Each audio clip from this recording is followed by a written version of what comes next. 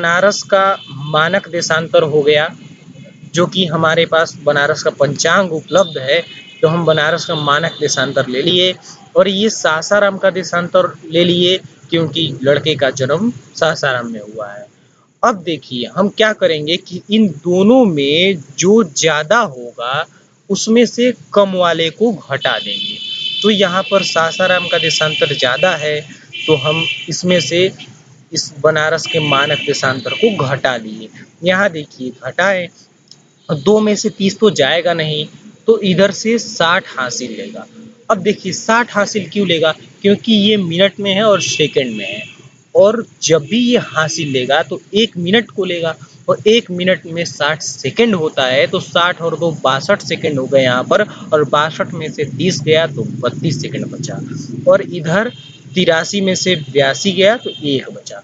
अब हम इसको पूरे को सेकंड में बदल देंगे, तो यहाँ देखिए 1 मिनट बराबर 60 सेकंड और ये 32 सेकंड, इन दोनों को जोड़ दिए तो 92 सेकंड हो गया। अब हम नियम के अनुसार क्या करेंगे कि इस 92 में 4 का गुणा कर देंगे, तो 92 में जब 4 का गुणा किए तो 368 आया, ये भी नियम के अनुसार है।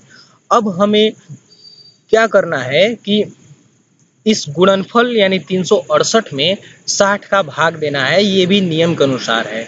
तो हम 368 में 60 का भाग दिए, 6 बार में गया 360, बचा शेष 8।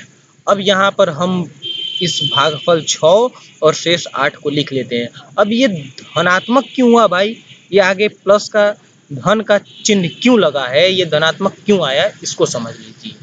आइए, जब हम यहाँ जातक स्थान के देशांतर से मानक स्थान यानी पंचांग स्थान के देशांतर को घटाएंगे, तो जो यहाँ पर हमें भागफल और शेष प्राप्त होगा वो धनात्मक होगा।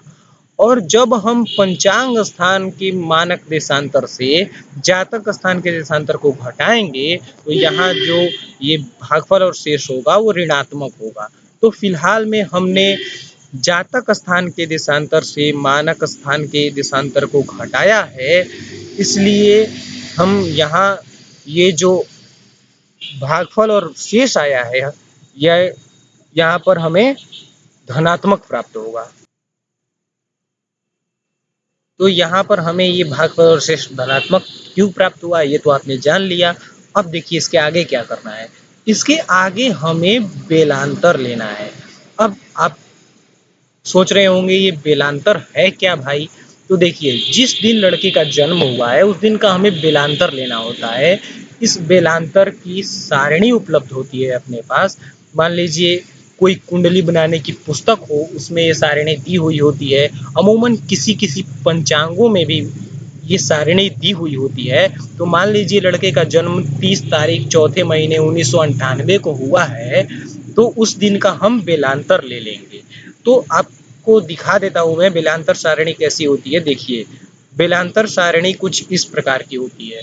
अब हमें 30 तारीख चौथे महीने का बेलांतर लेना है, तो यहाँ माह यानी महीना लिखा हुआ है, तो इसके सामने ये पहले महीना, दूसरा महीना, तीसरा महीना, चौथे महीने अप्रैल में आ गए, और इधर ये दिन यानी तारीख लिखा हुआ है, हमें 30 तारीख का चाहिए। तो हम इस तरह से नीचे आएंगे, नीचे आते हुए हम यहाँ 30 तारीख पर आ गए। 30 तारीख ये पहले महीने का है, ये दूसरे महीने का है, ये तीसरे महीने का है, ये चौथे महीने का है। ये मिनट और सेकंड ये चौथे महीने का